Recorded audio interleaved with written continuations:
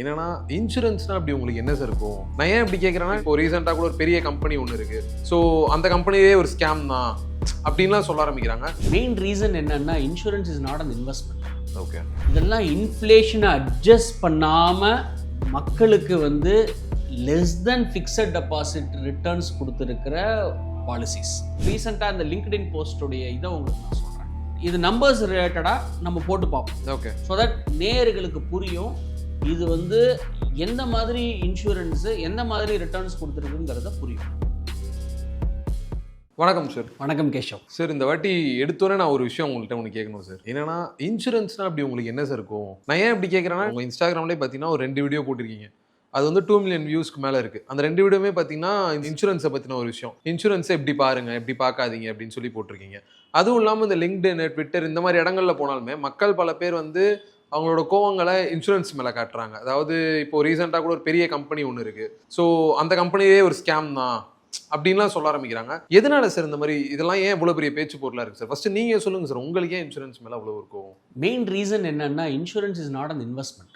Okay, எல்லாரும் insurance ஒரு முதலீடாக பார்க்கறது தான் ட்ரெடிஷ்னலாக நம்ம 40-50 வருஷமாக பார்த்துட்டு வரோம். Children policy, endowment policy, pension policy, education policy, இதெல்லாம் இன்ஃப்ளேஷனை அட்ஜஸ்ட் பண்ணாமல் மக்களுக்கு less than fixed deposit returns கொடுத்துருக்கிற பாலிசிஸ். இன்னும் உதாரணம் மூலமாக அதை நான் உங்களுக்கு சொல்கிறேன். இன்வெஸ்ட்மெண்ட்டுங்கிறது பார்த்தீங்கன்னா ஒரு போட்டில் போகிற மாதிரி, அரஸ் இன்சூரன்ஸுங்கிறது ஒரு லைஃப் ஜாக்கெட் மாதிரி. ஏதாவது ஒரு ப்ராப்ளம்னா நீங்கள் லைஃப் ஜாக்கெட்டை உங்களை காப்பாற்றும். இன்சூரன்ஸுங்கிறது ஒரு ஆபத்து வரும்போது நம்மளுக்கு காப்பாற்றக்கூடிய ஒரு பொருள். அதை போய் ஒரு முதலீட்டோட நம்ம பார்க்கக்கூடாது. ஸோ எல்லாரும் இன்சூரன்ஸை ஒரு முதலீடாக பண்ணதில் கடைசி ஒரு 30-40 வருஷமாக எடுத்து பார்த்தீங்கன்னு சொன்னால் ஒன்லி சப்பார் ரிட்டர்ன்ஸ் ப்ளஸ் ஏகப்பட்ட commission to the agents and the policy holders have never made money. Insurance பேடுன்னு சொல்லவே இல்லை.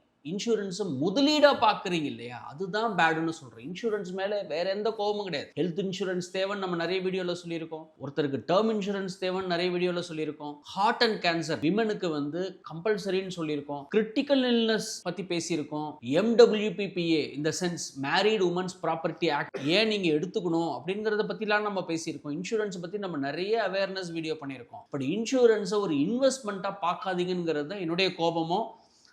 அதை பற்றி தான் நம்ம நிறைய சோஷியல் மீடியாவில் சொல்லியிருக்கோம்.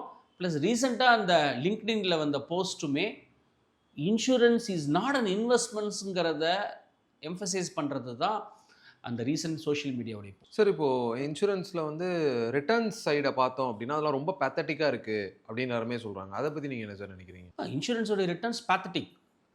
சப் 5% ரிட்டர்ன்ஸ் தான் எல்லா ட்ரெடிஷ்னல் பாலிசிஸும் கொடுத்துருக்கு. இப்போ என்ன பண்ணுவாங்கன்னா, குழந்தை பிறந்தோடனே என்ன பண்ணுவாங்கன்னா, குழந்தைக்கு படிப்புக்காகன்னு சொல்லி என்ன பண்ணுவாங்கன்னா ஒரு பாலிசி எடுத்துருவாங்க. இந்த குழந்தை 18 வயசு ஆனவுடனே அதுக்கு கொடுக்குற மாதிரி, 21 வயசு ஆனவுடனே கொடுக்குற மாதிரி ரெகுலராக பண்ணிக்கிட்டே வருவாங்க.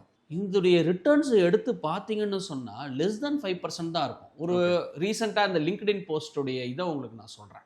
இது நம்பர்ஸ் ரிலேட்டடாக நம்ம போட்டு பார்ப்போம். ஓகே, ஸோ தட் நேயர்களுக்கு புரியும் இது எந்த மாதிரி இன்சூரன்ஸு எந்த மாதிரி ரிட்டர்ன்ஸ் கொடுத்துருக்குங்கிறத புரியும். ஸோ அந்த லிங்க்டின் போஸ்ட்டில் என்ன கொடுத்துருந்தா, 3 வயசு குழந்தை ஒரு 50,000 ரூபா பாலிசி எடுத்திருக்கேன் ஓகே அப்படின்னு சொல்லி சொன்னார். அவர் 3187 ரூபா நான் ப்ரீமியம் கட்டுறேன், 15 வருஷமாக கட்டிகிட்டு இருக்கேன். ஓகே, 15 வருஷம் மெச்சூரிட்டி முடிஞ்சதுக்கப்புறம் என்ன வேல்யூ கிடைச்சதுன்னு சொன்னார். ஸோ நம்ம அந்த கால்குலேஷனை போட்டு பார்ப்போம். ஓகே, ஸோ வருஷத்துக்கு 3187 ரூபா. ஸோ நம்ம இந்த எக்ஸலே நம்ம நேயர்களுக்கு கொடுப்போம். ஸோ தட் அந்த பாலிசியில் எவ்வளோ ப்ரீமியம் கட்டுறாங்க, அதோடைய மெச்சூரிட்டி என்ன, அதோடைய ரிட்டர்ன்ஸ் என்னன்னு கஸ்டமர்ஸே அவங்களே போட்டு பார்த்துக்கலாம். அந்த எக்ஸல் நம்ம கொடுக்கலாம். ஸோ இந்த கேஷ் ஃப்ளோ 15 வருஷத்துக்கு 3187 ரூபா முதலீடு பண்ணியிருந்தாங்கன்னு சொன்னால் 15 வருஷத்துக்கு இப்போ எவ்வளோ முதலீடு பண்ணியிருப்பாங்க? அவங்க 47,805 ரூபா இன்வெஸ்ட் பண்ணியிருப்பாங்க. அவருக்கு கிடைச்ச மெச்சூரிட்டி என்ன? As per that social media post 69,530. Okay, so எவ்வளோ போட்டிருக்காருன்னு சொன்னால் 47,805 ரூபா போட்டிருக்காரு. அவருக்கு கிடைச்ச பணம் 69,530. 15 வருஷத்தில் இது ரிட்டர்ன்ஸ் எடுத்து போட்டு பார்த்தீங்கன்னா IRR bracket 15 years cash flow and then maturity போட்டு பார்த்தீங்கன்னா 4.55% ரிட்டர்ன்ஸ்.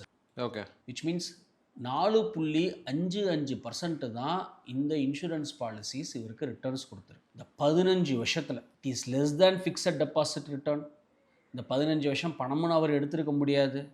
கடைசியில் 15 வருஷம் வெயிட் பண்ணதுக்கப்புறம் பார்த்தீங்கன்னு சொன்னால் 69,000 ரூபா பூப்புளி மிளகா கூட வாங்க முடியாது. இதை வச்சு குழந்தையுடைய பாலிசி என்ன பண்ணியிருக்க முடியும்? இல்லை எஜுகேஷன் என்ன, நம்ம ஒரு எல்கேஜி ஸ்கூல் ஃபீஸ் கூட கட்ட முடியாது. எல்கேஜி ஸ்கூல் ஃபீஸே இன்றைக்கி 1 லட்சம். ஒரு உதாரணத்துக்காக சொல்கிறேன். பாயிண்ட் என்னென்னா, லாங் டேர்மில் நம்ம ரிஸ்க் எடுக்கலைன்னா ஒன்று வந்து எந்த ஒரு இன்சூரன்ஸ் பாலிசிஸும் இன்ஃப்ளேஷனை பீட் பண்ணுறதில்ல. இன்னும் சிம்பிளாக சொல்லணும்னா, எந்த இன்சூரன்ஸ் வாங்கி யாரும் பணக்காரன் ஆகினதில்லை. ஓகே, நீங்கள் உங்கள் தாத்தா காலத்தில் இன்சூரன்ஸ் வாங்கியிருப்பாங்க, உங்கள் அப்பா காலத்தில் வாங்கியிருப்பாங்க, உங்கள் காலத்துலேயும் 3 பாலிசி 4 பாலிசி வாங்கியிருப்பீங்க. ஜஸ்ட் திங்க் பண்ணி பாருங்கள், இன்சூரன்ஸ் பாலிசி வாங்கினதுனால நீங்கள் பணக்காரன் ஆனீங்களாங்கிறத மட்டும் பாருங்கள். ஸோ அதுதான் என்னுடைய முதல் கோபம். ரெண்டாவது வந்து பயங்கர ராங் செல்லிங். ரீசெண்டாக ஒரு போஸ்ட், ஒரு பெரிய இன்சூரன்ஸ் கம்பெனி, அந்த போஸ்ட் நம்ம கொடுப்போம். நம்ம அது நான் அந்த வெப்சைட்டில் போய் பார்த்தேன். அவங்க ஆக்சுவலாக அதை கொடுக்கல, ஏஜென்ட் அது மாதிரி போட்டிருக்காங்க. ஓகே, 11 லட்சம் ரூபா ஒன் டைம் நீங்கள் முதலீடு பண்ணினீங்க அப்படின்னு சொன்னால் உங்களுக்கு மாதம் 1,04,030 ரூபா பென்ஷன் கொடுக்குறோம் அப்படின்னு சொல்கிறாங்க. விச் மீன்ஸ் 11 லட்சம் நீங்கள் போடுவீங்களா, உங்களுக்கு மாதம் 1 லட்ச ரூபா கிட்ட பென்ஷன் தருவாங்களாம். பார்க்க பயங்கர அட்ராக்டிவாக இருக்குது. அப்புறம் உள்ளுக்குள்ளே போயிட்டு நம்ம அந்த பாலிசியை எடுத்து பார்த்தோம்னு சொன்னால் அது டிஃபர்டு ஆன்விட்டி. இப்படி தான் என்னென்னா, இன்றைக்கி நீங்கள் 11 லட்சம் போட்டுருங்க, 5 வருஷம் வெயிட் பண்ணுங்க, வெயிட் பண்ணி 6வது வருஷத்துலேருந்து அந்த 1 லட்ச ரூபா தராங்களாம். இந்த இடத்துல தான் என்னென்னா, அதில் ரிட்டர்ன்ஸ் வேறு போட்டிருக்காங்க. அது நம்ம அந்த போஸ்ட்டை நம்ம வந்து அந்த சார்ட்டை நம்ம வந்து காமிப்போம். அந்த ரிட்டர்ன்ஸ் பார்த்தீங்கன்னா 9.13% போட்டிருக்காங்க. நான் எக்ஸல் போட்டு பார்த்துட்டேன், சிஏஜிஆர் போட்டு பார்த்துட்டேன், எல்லா கால்குலேஷனும் போட்டு பார்த்துட்டேன். எப்படி பார்த்தாலும் 6% கீழே வரல, 6% கிட்ட தான் வருது. எப்படி அவங்க 9% போட்டாங்கங்கிறது கடவுளுக்கு தான் தெரியும். பட் என்னன்னா, இந்த மாதிரி ஒரு ராங்காக வாங்கிடுறாங்க. ஒரு சிம்பிள் உதாரணத்தை நம்ம எடுத்துக்கோம். இப்போ நீங்கள் 11 லட்ச ரூபா ஃபிக்ஸட் டெபாசிட் போட்டுருங்க. சப்போஸ் நீங்கள் பேங்க்கில் வந்து பார்த்தீங்கன்னு சொன்னால், நீங்கள் வந்து ஒரு 7.5% கொடுக்குற பேங்க்லாம் இருக்குது, 7% இருக்குது. 7.5% ஸ்மால் ஃபினான்ஸ் பேங்க்லாம் போனீங்கன்னா உங்களுக்கு வந்து ஒரு 7.5% தராங்க. ஓகே, அசிமி நீங்கள் ஒரு 7.5% கொடுக்குதுன்னு வச்சுங்க, 11 லட்ச ரூபா போட்டுடுறீங்க, ஒரு 7.5% ஃபிக்ஸட் டெபாசிட்ஸில் கொடுக்குதுன்னு சொன்னால், ஸோ 5 வருஷம் கழிச்சு எவ்வளோ ஆகும்னா 15.8 lakhs ஆகும்.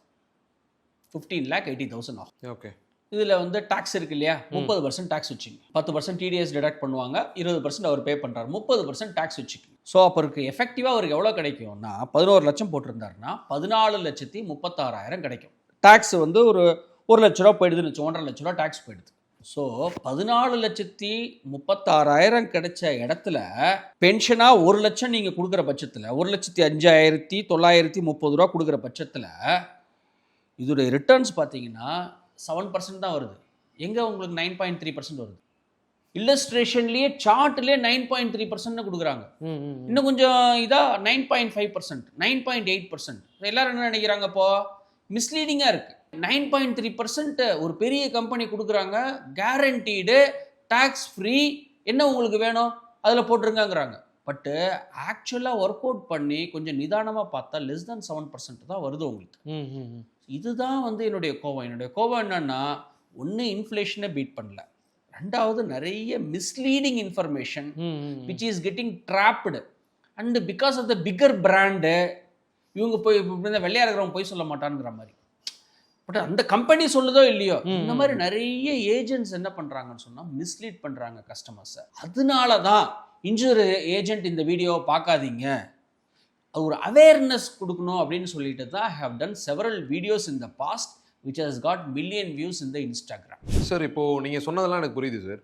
So as a common people mind செட்லேருந்து பார்க்குறப்ப பார்த்தீங்கன்னா, இன்சூரன்ஸ் தனியாக, இன்வெஸ்ட்மெண்ட் தனியாக போய் நாங்கள் டைம் ஸ்பெண்ட் பண்ணுறதுக்கு பதிலாக எங்களுக்கு ரெண்டுமே ஒரே இடத்துல கிடைக்குதுன்றப்போ நார்மல் பீப்புள் மைண்ட் செட்லேருந்து அதான சார் சூஸ் பண்ணுவாங்க. டைமும் சேவ் ஆகுது, எனக்கு ரெண்டுமே ஒரே இடத்துல கிடைக்குது. ஸோ அதனால தான் நாங்கள் போய் நீங்கள் சொல்கிற அந்த இன்சூரன்ஸ் வாங்குறோம், அதான் இன்வெஸ்ட்மெண்ட் லிங்க் ஆகிருக்க இன்சூரன்ஸ் வாங்குறோம். ஸோ இதில் எதுவும் உங்களுக்கு பெருசாக தப்பு தெரியலையே சார். அதுதான் உங்களுடைய கேட்ச். ஓகே, கேட்ச் என்னன்னா, ஃபஸ்ட் இயரே உங்களுக்கு 20% கமிஷன், 30% கமிஷன், 40% கமிஷன். ஸோ இந்த மாதிரி பாலிசிஸில் என்ன ப்ராப்ளம்னா, நிறைய ஃபஸ்ட்டு 5 இயர்ஸ்க்கு பயங்கர கமிஷன் கொடுத்துருவாங்க. So if you want your agent to do well, then you can buy this policies. Suppose நீங்கள் ஆஸ் அ பாலிசி ஹோல்டர் நீங்கள் நல்லா வரணும், நல்லா ரிட்டர்ன்ஸ் வரணும்னா முதலீடாக நம்ம இன்சூரன்ஸ் பாலிசியை வாங்கக்கூடாது. ஓகே. ப்ளஸ் இந்த பாலிசிக்குள்ளே போய் பார்த்தீங்கன்னா policy admin charge, upfront charge, mortality charge, so many charges இருக்குது. இந்த சார்ஜஸ் எல்லாம் ரெக்கவர் ஆகிறதுக்கே உங்களுக்கு 4-5 வருஷம் ஆயிடும். 100 ரூபா பணம் போடுறீங்கன்னா மொதல் வருஷமே இப்போ 85 ரூபா தான் இன்வெஸ்ட் பண்ணுவாங்க. இந்த 85 100 ஆகிறதுக்கே உங்களுக்கு 2-3 வருஷம் ஆகிடும். ஸோ இந்த மாதிரி வருஷம் போகும். ஸோ அதனால் இந்த 15 வருஷம் இருந்தால் தான் அதோடைய காஸ்ட்டே அது வந்து என்ன ஆகும்னா அது கவர் ஆகும். ஸோ நான் லாங் டேர்ம் பேசிஸுக்கு இன்வெஸ்ட்மெண்ட் தான் பண்ண. எகெயின் என்ன பாயிண்ட் சொல்ல வரேன்னா, நம்மளுக்கு ஒரு டேர்ம் இன்சூரன்ஸ் தேவை. டேர்ம் இன்சூரன்ஸ்னால் என்ன, நம்ம பழைய வீடியோவில் சொன்ன மாதிரி 100 பேரில் 2 பேர் இறந்து போகிறாங்க. இந்த 2 பேருக்கு, இந்த 2 பேருங்கிறது துரதிர்ஷ்டசாலி, 98 பேருங்கிறது அதிர்ஷ்டசாலி. இந்த அதிர்ஷ்டசாலிங்க எல்லாரும் சேர்ந்து அந்த 2 ஃபேமிலிக்கு ஹெல்ப் பண்ண போகிறாங்க. அந்த மாதிரி எடுத்தால் உங்களுக்கு சீப்பராக இருக்கும் உங்களுக்கு. ப்ளஸ் ஒரு ஹெல்த் இன்சூரன்ஸ் தேவை. இதுதான் நம்மளுக்கு இன்சூரன்ஸ்னு தேவை. முதலீடு ஏன்னா இப்படி எடுத்து பாருங்கள், இன்சூரன்ஸ் கம்பெனியோட வேலை என்ன? இன்சூரன்ஸ் கொடுக்கறது. 1 கோடி 2 கோடி 4 கோடி 10 கோடின்னு கொடுக்கறது. மியூச்சுவல் ஃபண்ட் கம்பெனியோட வேலை என்ன? பங்குச்சந்தையோட வேலை என்னன்னா உங்களுக்கு ரிட்டர்ன்ஸ் கொடுக்கறது. அவங்க வேலையை அவங்க செய்வாங்க. ஸோ அதனால் அந்த கம்பெனியில் நீங்கள் இன்சூரன்ஸில் வாங்குங்க, இன்வெஸ்ட்மெண்ட்ஸ்னா இன்வெஸ்ட்மெண்ட் கம்பெனியில் வாங்குங்க, ப்ரிஃபரபிளி மியூச்சுவல் ஃபண்ட்ஸில் வாங்குங்க. ஓகே. இப்படி பண்ணீங்கன்னா உங்கள் ரிட்டர்ன்ஸு பெட்டராக இருக்கும். நீங்கள் சொன்னலாம் எனக்கு புரியுது சார். பட் நான் வந்து இன்சூரன்ஸ் பாலிசி எடுத்துட்டேன் சார். இப்போ நான் என்ன சார் பண்ணுறது? இன்வெஸ்ட்மெண்ட்டாக எடுத்துட்டீங்க. ஆமாம், எடுத்துட்டேன். இப்போ வந்துட்டு எனக்கு இந்த மாதிரி வந்துட்டு கேட்சாக நீங்கள் சொன்னீங்க, அதான் கேட்ச் ப்ரைஸே அப்படின்ட்டீங்க. அந்த கேட்ச் ப்ரைஸில் விழுந்துட்டேன் சார். இப்போ நான் எடுத்துட்டேன். இப்போ நான் என்ன பண்ணுறது? ராங்கான பஸ்ஸில் ஏறிட்டீங்க. ஓகே. நீங்கள் இப்போ இறங்கணும். உடனே இறங்குவீங்களா, கொஞ்சம் தூரம் போய் இறங்குவீங்க? இல்லை, இப்போ நீங்கள் சொல்யூஷன் கொடுத்தீங்கன்னா இப்போ இறங்கிடுவேன். இப்பயே இறங்குனீங்கன்னா உங்கள் ரிட்டர்ன் ட்ரிப் இருக்கு இல்லையா, வர காஸ்ட்டு கம்மியாகும். ஓகே. ரொம்ப தூரம் போயினீங்கன்னு வச்சுங்க. இப்போ பக்கத்தில் சிதம்பரம் போகிறதுக்கு பதிலாக நீங்கள் இந்த பக்கம் போயிட்டீங்கன்னு வச்சுங்க, ஆந்திரா பக்கம் போயிட்டீங்கன்னா நீங்கள் எவ்வளோக்கு எவ்வளோ சீக்கிரம் இறங்குறீங்களோ அவ்வளோக்கு எவ்வளோ நீங்கள் என்ன பண்ணலான்னா உங்களுக்கு ரிட்டர்ன் ட்ரிப்பு கம்மியாக இருக்கும். Which means bite the bullet and face the challenge and close the policy. Already நீங்கள் வந்து தவறாக பண்ணிட்டீங்கன்னா எவ்வளோக்கு எவ்வளோ நீங்கள் சீக்கிரம் வெளியில் வரீங்களோ அவ்வளோக்கு எவ்வளோ உங்களுக்கு நல்லது. லாங்கராக வெயிட் பண்ண பென்னி வைஸ் பவுண்ட் ஃபுல்லிஷ் ஆகும். You lose the time value of money, you lose the compounding, you lose the market, எல்லாம் உங்களுக்கு இழந்து போயிடுவீங்க. ஏன்னா டைம் தான் மனிதனுடைய வாழ்க்கையே காலத்தால் ஆனது. நீங்கள் 15 வருஷம் நீங்கள் வெறுமனே 4% 5%க்கு வச்சுட்டு இருந்தீங்கன்னு சொன்னால் உப்பு புளி மிளகா வாங்குறது கூட உங்களுக்கு பத்தாது. சார் அதான் சார். இப்போ நீங்கள் சொல்லிட்டீங்க சார், எங்களுக்கு இன்வெஸ்ட்மெண்ட் வேறு இன்சூரன்ஸ் வேறு அப்படின்னு சொல்லிட்டீங்க. இப்போ நான் இன்சூரன்ஸ் எடுக்கிறேன் அப்படின்னா என்னென்ன விஷயம் சார் பார்க்கணும்? இல்லை எப்படி நான் இன்சூரன்ஸ் எடுக்கணும், எப்படி பிளான் பண்ணணும்? So pain is a fact, suffering is a choice. Okay. உங்களுக்கு வந்து இன்வெஸ்ட்மெண்ட்ஸாக நீ இன்சூரன்ஸை எடுக்கணும், அப்படி தான் பண்ணுவேன் அப்படின்னு சொன்னால் you have to suffer for 15 years 20 years. The best way to take insurance is to buy a term insurance, health insurance, critical care insurance, heart and cancer insurance for women. அது தவிர நல்ல riders, accidental policy, MWPA married women's property act, அதை பற்றி நம்ம ஒரு video பண்ணியிருக்கோம். So அதை of பண்ணுறது. ஸோ இதெல்லாம் இன்சூரன்ஸ் மூலமாக எடுத்துக்கணும். இன்வெஸ்ட்மெண்ட்ஸ்ன்னு வந்துட்டால் நீங்கள் மியூச்சுவல் ஃபண்ட்ஸோ இல்லை just buy an index fund வாங்கிட்டு சமத்தா ஒரு 15-20 வருஷம் இருந்தீங்கன்னா இந்த பக்கம் லைஃப் கவரும் இருக்கும், இந்த பக்கம் ரிட்டர்ன்ஸும் இருக்கும், இன்ஃப்ளேஷனும் பீட் பண்ணுவீங்க, ஓரளவுக்கு வெல்த் கார்பஸ் இருக்கும். ஓகே சார், ரொம்ப நன்றி சார். தேங்க்யூ கேஷவ்.